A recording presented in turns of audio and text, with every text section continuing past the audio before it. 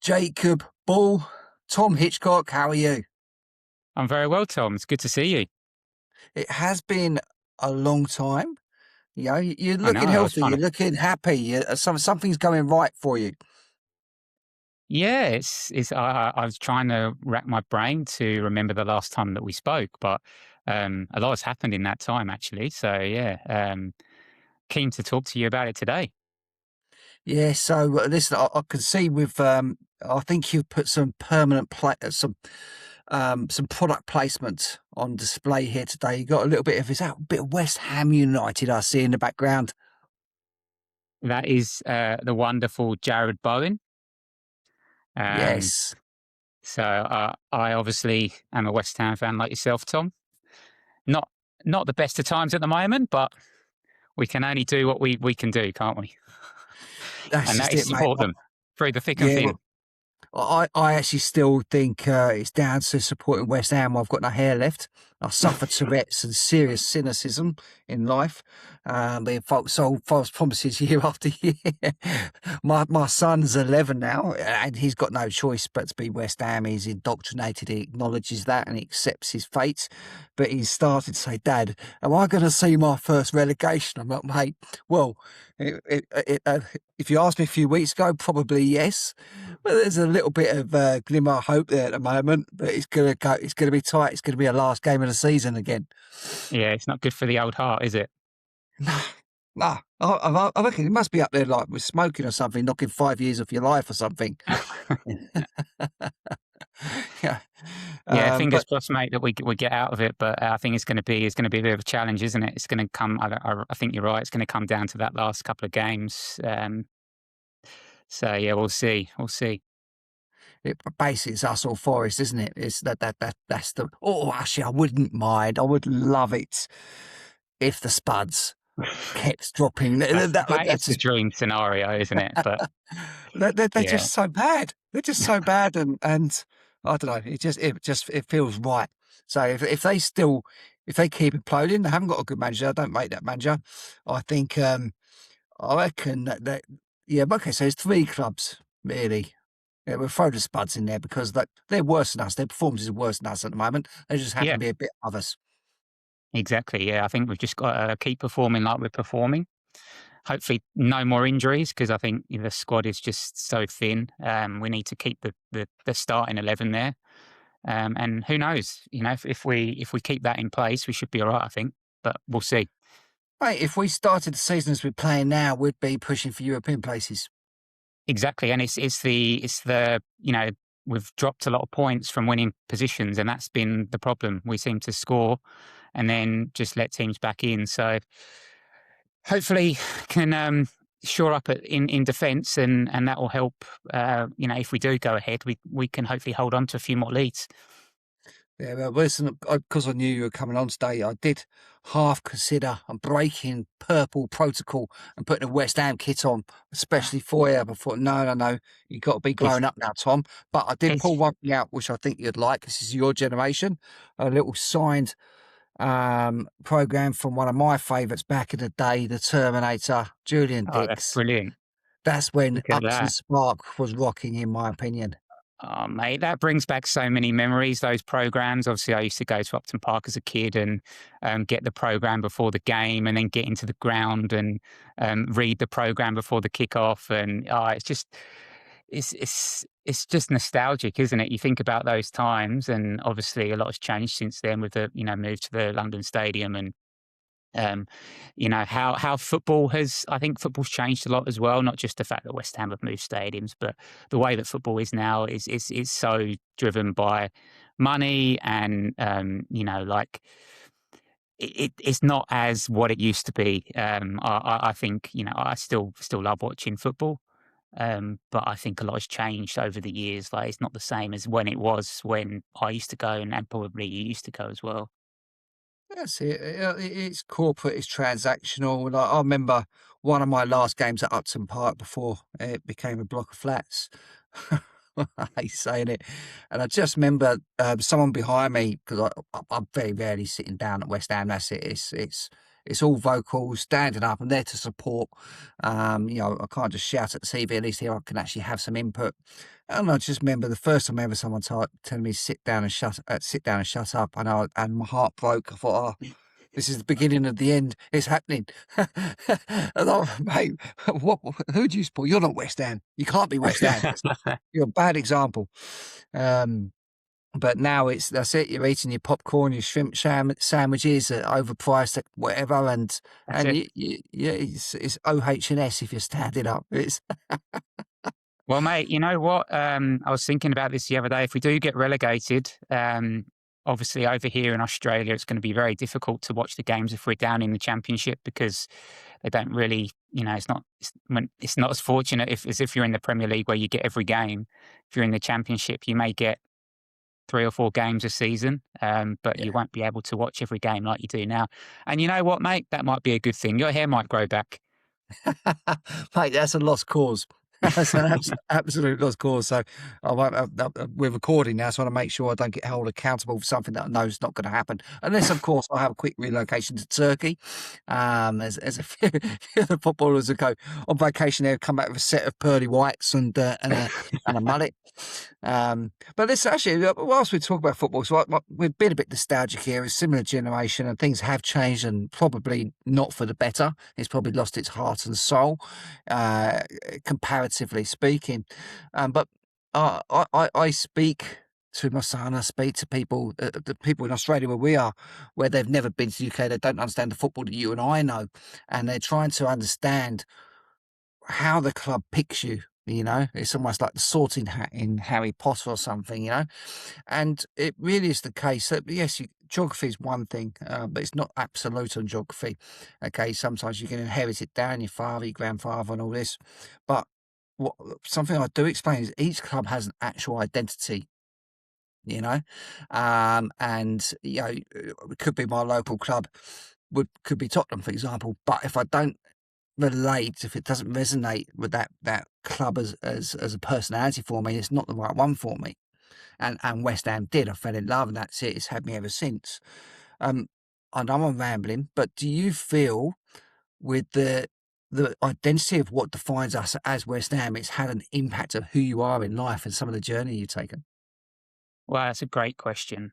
I think, like one thing that I did realize was when I was doing my ancestry and looking at my family tree, it was really surprising because I would go back like lots and lots of years and I realized that a lot of my family was from West Ham.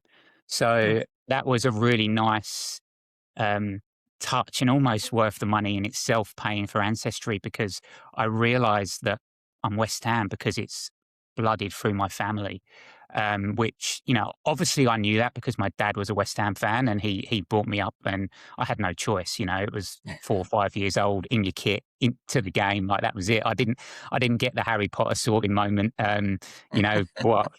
So yeah, but yeah, like I do. I think you're right about the club and how it shapes you as a person. Like when you're a West Ham fan, you kind of get used to losing a lot and not expecting those winning moments. So you become quite pessimistic, in life because you're used to losing all the time. You're in the school playground and all the kids are taking the piss out of you because you support West Ham. So yeah, but I guess as I've grown up, and especially in the last 10 years, I've really grown from, I'd say, a boy into a man. That's sort of my 30s have been the time where I've seen a lot of growth individually. And I think in that period, I've been able to, uh, I guess, separate West Ham a little bit from my life because one of the biggest challenges that I found, especially moving to Australia, was like I'm like such a hardcore emotional fan and it used to affect my moods like so much. And I, I got to a point where it was just affecting my mood so much that it was affecting my weekends. Obviously, you're getting up at 3 in the morning to watch the games, and then if you lose, and then the next day you're tired because you haven't had any sleep, and it's that flow on effect. And I think what I've been able to do in the last sort of 5, 6 years, is I've been able to separate that from my life, and I've been able to go, right, I'm a West Ham fan. I want West Ham to do well, but I'm not going to let it affect my moods or my shifts. And, it might be that I don't wake up at 3 o'clock in the morning and watch the game. Instead, I wake up and, have some breakfast and put it on without knowing what the score was. It's just making those little subtle changes, I think, has made a huge difference to being emotionally involved and growing as an individual as well. Yeah, that's a good shout. I think I can resonate with that. Obviously, we were meeting at stupid o'clock in the morning to watch some droll football, and I remember at the time I was training a lot for boxing, so I wasn't drinking half the time. So everyone else was drunk. We got terrible football, terrible result. I'm tired. It was just the worst combo. I might have had enough of this. But and now we're not doing too much of that. It doesn't mean the fan base has disappeared. It's just matured somewhat, and we've all sort of had life choices where we've had to reflect on the cause and effect. But by the sounds of it, and I don't know, but looking at the Jacob I knew to the Jacob today that's in front of me, there's a big shift in how you're carrying yourself. I feel like there's been some other lifestyle changes as well. Yeah, yeah, very much so. I'd say the biggest one is moving out of a city. Really, I moved from Sydney during COVID, and moved out into a country area. So I live in a place called Port Macquarie now, which is up on the mid north coast of Australia. Up here, we're about 5 hours from Sydney. So lifestyle is just a lot more laid back, a lot more chilled. I'm quite fortunate that I work remotely. So my company is based in Sydney, but I work remotely from home. So I've been here for 5 years now and have been able to, build my life here. Bought a house last year, so that was the first investment. Also got married a couple of years ago as well. So that change in moving from city to a sort of a calmer lifestyle has made a huge impact on me as an individual. I think the way that I like to describe it is, I've always sort of said that it was like the chaos of my life, living in a city and, working hard and, like working long hours and not looking after myself. And I think what happened is I burnt out a lot through that. And it got to a point where I didn't look after myself. And now that I've moved to a place where lifestyle is just that little bit mellower, I think it's really helped me focus on myself as an individual. I've been in therapy for about 7 years, so I've done a lot of work on myself, and that has really helped and shaped who I am as a person today. And like that, when I look back and I look at the money that I've spent on therapy, it's probably the best money that I've ever spent in my entire life because it's given me understanding of who the best version of myself is, and now like I'm in a transition stage. I think if you think about where you are in your life, I'm 37, so I kind of feel like it's almost like a midway point in life. Like most people die in between the ages of sort of 75 and 90, so like we're almost at the 50% mark. So at that point, you reflect and you think about what you want next. What is that next stage of your life? Where do you see your life going in the next 5, 10 years? And that's where I'm at now. Like I'm doing a lot of work on myself as an individual, listening to podcasts, upskilling. Working remotely isn't easy. It's tough, but it's there's a lot of benefits of it. But in terms of like the social aspect, sitting at a desk all day, I don't get up much. So you have to put things in place Mm. and you have to do things to better your mental health and your well-being and your physical health as well. So that's what I'm working through at the moment. So it's been a bit of a journey and it's been a bit of a transition period for me. But yeah, since you last saw me, God, it's boy and man probably. Yeah, I reckon that's a fair assessment in all fairness, and thank you for sharing the therapy because listen, it's not as stigmatized as it used to be, but there's still an element of stigma, and I do believe more so with young men which we still are. And we may be half 50% there, or maybe 80% for me. I don't know. But there is still a bit of a stigma there, and there should be no shame in looking to invest in yourself, and the power of being vulnerable, to get yourself in a position of growth. And to your point as well, you talk about a transitional stage. For me, in my opinion, I actually generally think we're always in a transitional stage. Who we were last year, 5 years, 10 years ago, is a different person. Sometimes we cringe and get embarrassed by it. How did I do that? You know, which then figures if we look forwards. Well, next year I'll be in a different set of position. 5 years, 10 years. So if we know that we're always in transition, we should. As I said, a rolling stone never gathers any moss. You know. Yeah, exactly. Yeah, definitely. I think, like if I look at where I am now, from where I used to be, my growth as an individual is nothing short of remarkable, and I have to often tell myself and reflect on that, because they're the moments that enable you to continue, and they're the moments that give you strength to really go hard, and really fight when you're struggling. I think that's what you were saying there about men's mental health, especially us Brits as well. We have a tendency to really hold back our feelings, not talk. This is why I really love what you're doing, Tom. Like, I love the fact that, you're enabling people to come on and be vulnerable and share and talk about life and bettering yourself and improving. Like, talking about authenticity. Like, I watched your Yeah. latest video about authenticity. Like, that is all, stuff which is so important, and it's like you said, like, there was a bit of stigma around it, and I think we're starting to see that shift. There's so much more out there, online, on YouTube, videos, podcasts about all these topics, all of these self-improvement, your Mel Robbins and your Andrew Huberman, and these type of podcasts where it's just getting professional people on there to talk about, how you can better yourself and how you can better your life. And all it is just making a few little tweaks here and there, and you can see some massive, massive results. And that's really what has driven me. And like, I'm in a position now where I've seen so much growth in myself that I just want more.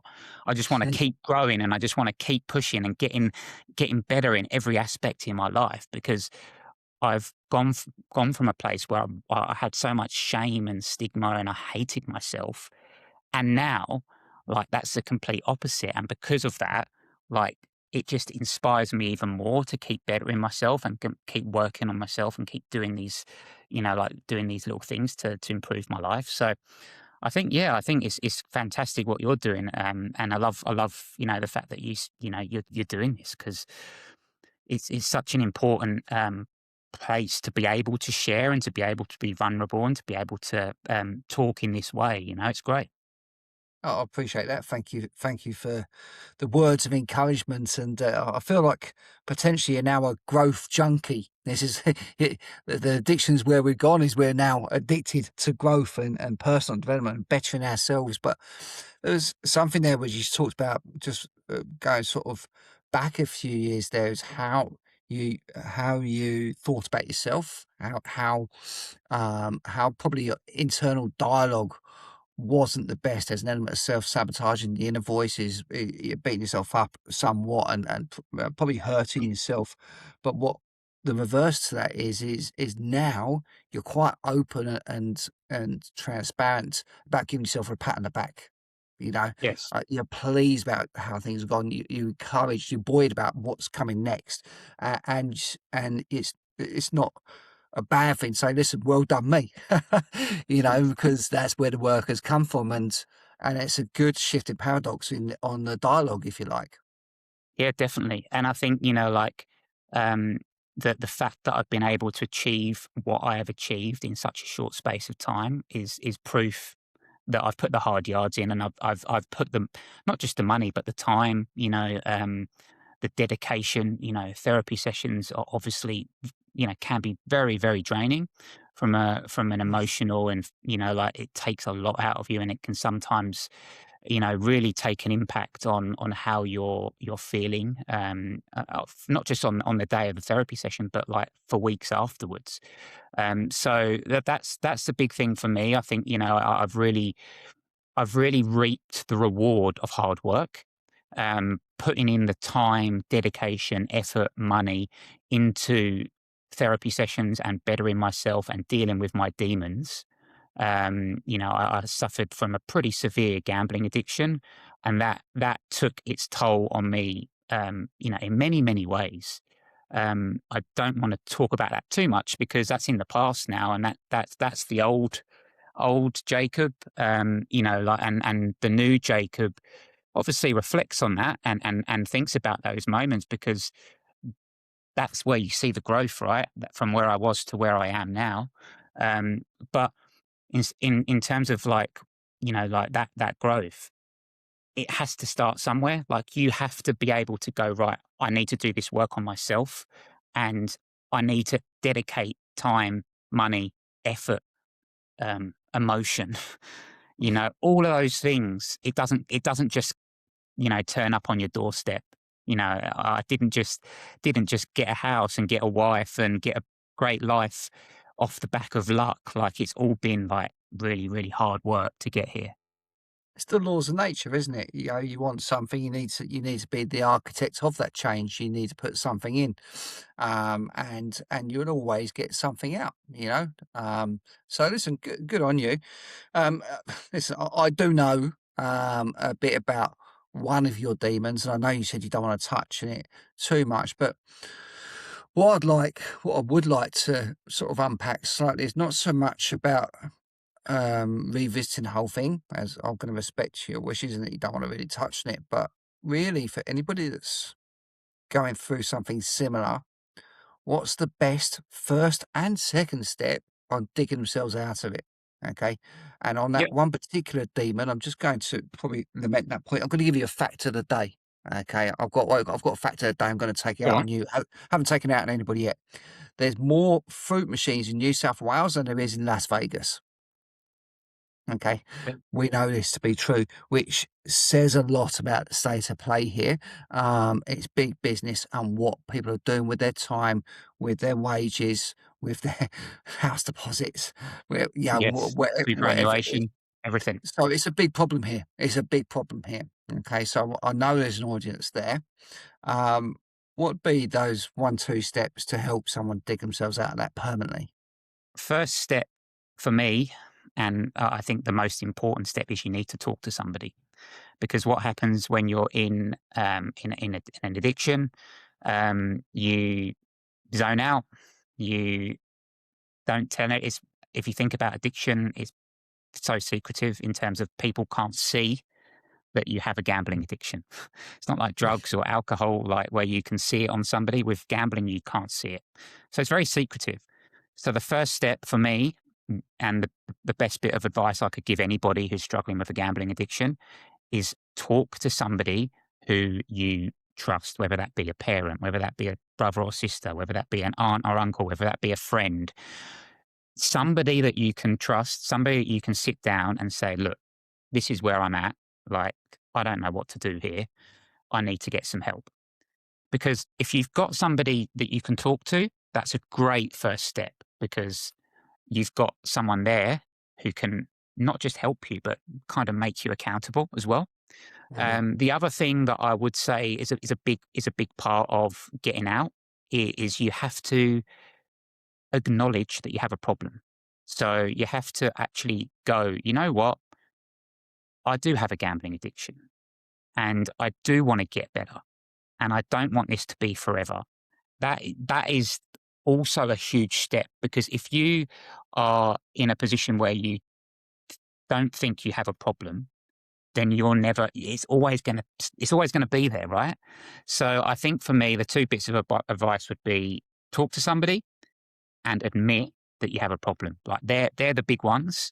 Um, the other one is probably later on, but it's handing your finances over to somebody, whether that be the person that you've spoken to, or somebody that you trust, because in that early initial period where you're abstaining from gambling, you're going to get a lot of urges. So you need to be able to have someone to manage your finances, ideally.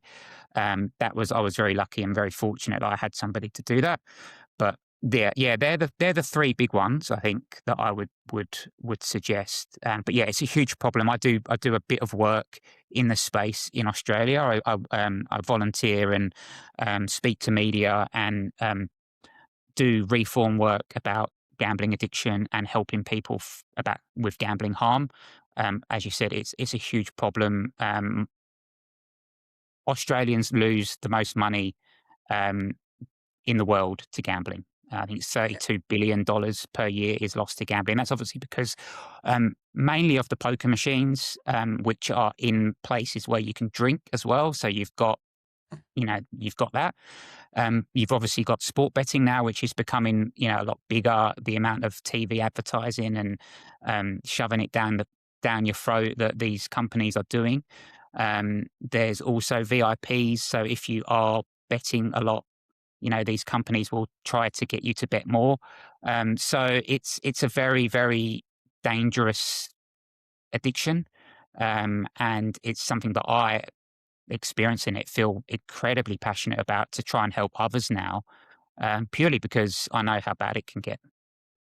It's thanks for sharing of that. It's for retrospect, so we've got our Aussie listeners, we've got UK listeners, but for our Aussie listeners, actually for both, in all fairness, there is a difference. Okay, and in Australia, most pubs, which are generally called hotels, for terminology purposes, have a 24-hour gambling section which has coffee, cash machines, alcohol, the lot, and you can plug yourself in. You won't know what day of the week it is. Whereas in the UK, you got the fruit machine, pokie machine, and there'd be one or two in the pub. Yeah. So what would happen is you'd go off and you'd go and do your bit of business there, whilst all your mates and whoever you're with are being social. So you actually had to be antisocial to do it. It was you Yep, maybe do it briefly, and it doesn't exactly. mean it doesn't exist in the UK, but it just shows that you can create the beast. It's a cultural thing. Okay. Um, the other thing as well, I want to probably just touch on, just move away from the gambling somewhat. Is I remember I was having a conversation with a friend of mine in Scotland recently, who was having problems with a friend that they couldn't get their head around that they were a drug addict. Okay, um, and um, and they had conflicting emotions and thoughts because they really loved this person, but they hated drug addicts. Okay, they saw it as a weakness and scum of the earth. Da da da da. Da. Okay, and I spent a lot of my time saying, well, actually, if you really do love this person, forget the drug. Okay, everyone's addicted to something. Okay, all right. No, I'm not. No, I'm not. Okay, well, let's look at your coffee. You can't function without coffee in the morning. You're horrible without coffee. Okay, you look at your mobile. Okay, let's look at your social media. You're on it on a constant. Okay, you doom Yep. scroll. All of these are all addictions, and there's loads of them. Could be chocolate, could be cheese, could be all sorts of stuff. Um, you know, and I think when people realise that addictions is actually part of everyone's life, and once you realise what you're addicted to, what you can't go without, is my definition of it, then we could be more accepting of addiction as an umbrella term. And then the focus of that addiction is then immaterial, you know? Def Definitely. I think as well, the big thing, I'm actually, funnily enough, reading a book about this at the moment, so it's a good time to have this discussion. Um, there's a huge link between trauma and addiction, like Yeah. massive link. So people that have experienced trauma in their earlier stages of life, whether that be physical, sexual abuse, whether that be, and for me it was losing a parent at a young age. There is a huge link between trauma from a young age and addiction. And I think what you said there, I think we have to look at addiction differently. Society has to, because at the moment, the way that society views people that are addicts, it's, oh, he's an addict. How could he do that? I don't understand how he can spend all that money on gambling, or I don't understand how he can do all those drugs, or I don't understand how he can be in the pub every day. What people need to understand is this is the human brain. Like this is the way the body works, and it's all linked. And the addictive substances, or whatever anybody becomes addicted to, they don't choose to become addicted. I did not go, when I first placed my first bet, right, I'm going to place my bet today. And you know what? By the age of 28, I'm going to become a gambling addict. Like there was no, like there was, I never meant for that to happen. Of course I didn't.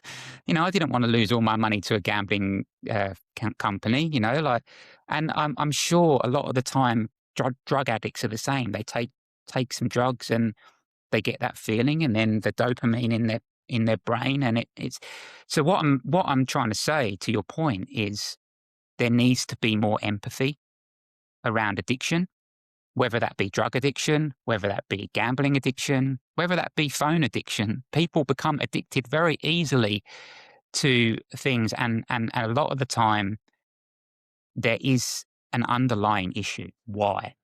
I've met so many people, Tom, that have had gambling addictions who have come out of the other side, and these are good people. I'm telling you, they're not bad people. They are really good human beings.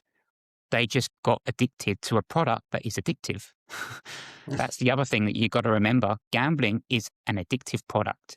And the reason why there are so many gambling companies, not just in Australia, but nationally, worldwide, is because they make profit of people's misery. Like that's essentially their business model. They are profiting off a small percentage of people that are losing their lives essentially to gambling. And that's really their business model. And that's why I'm so strong about gambling. And I hate the companies. I hate what they do, because I understand that some people can gamble responsibly, but the problem is that there are a lot of people that can't.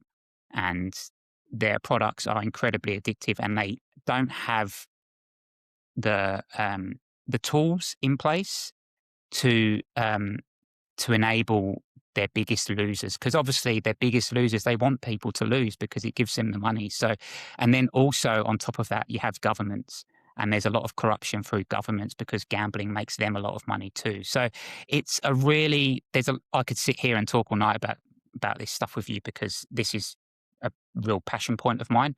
But I think, in terms of addiction, we need to look at it differently, and we need to give people empathy and understand that life is difficult, and people lose things, and people get abused, and people suffer trauma. And some people deal with it through addiction, whether that be drugs, alcohol, or gambling. Yeah, yeah, it sounds like a form of escapism, and Yep. definitely even dopamine itself is an addiction. It's not actually the right way to go and get your happy fixes, if you like. There's other ways of doing that, which your body is a lot more regulated for, because it's a short-term fix as well.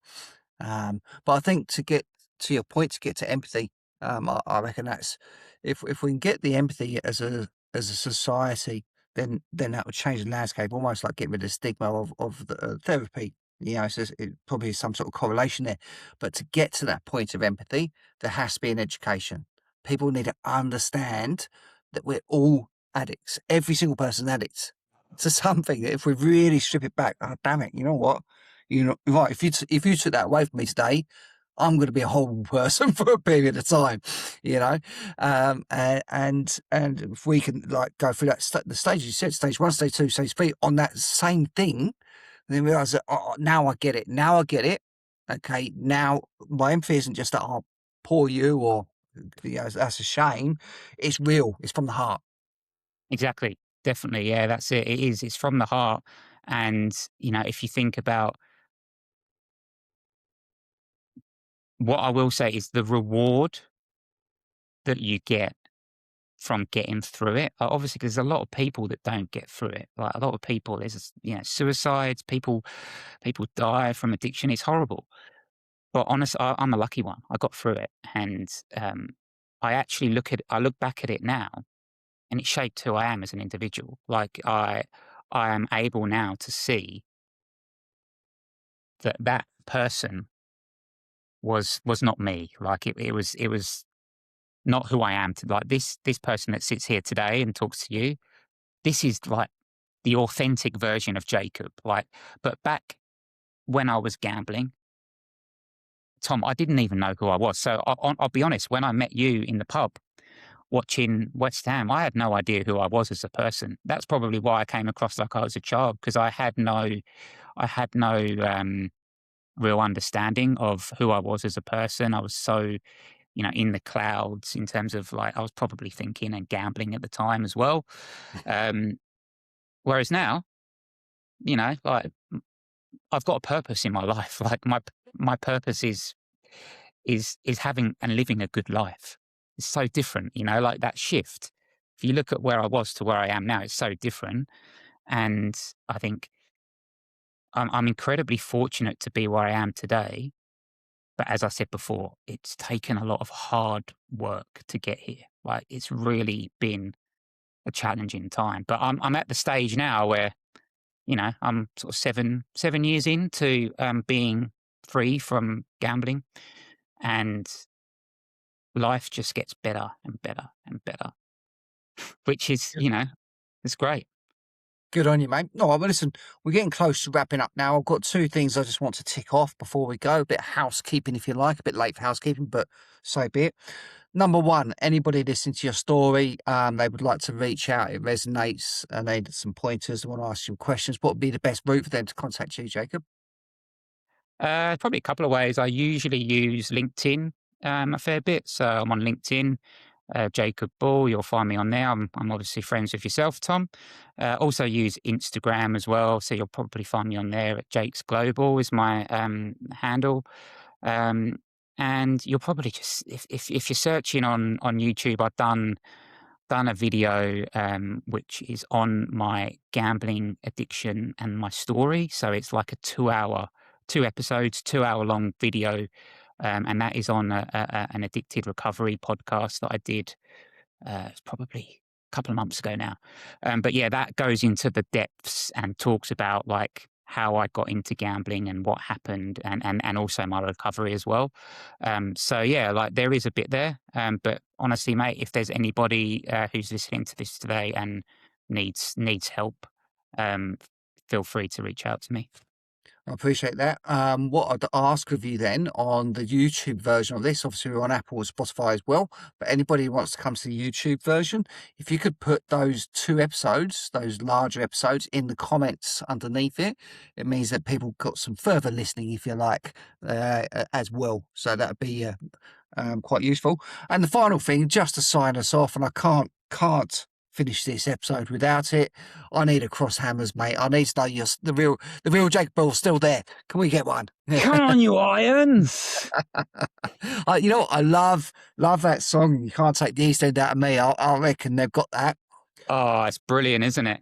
Yeah, it's wonderful. They've got it spot on, and I think we deserve to stay up just for the song alone. I All right, agree, mate. mate. Been a pleasure. Thank you very much for your openness, and we'll speak again soon. Cheers, Tom. Hello again, I am Mr. Purple. Thanks again for watching this video. If you like my videos, if you like what we try to do here, please subscribe if you haven't done it already. The other thing that's very popular right now is the t-shirts, the Mr. Purple t-shirts. There's lots of people wearing these at the moment. You can grab yours on our website, copying this link below. So once again, thanks for listening. We love your feedback. Engage with us and speak soon.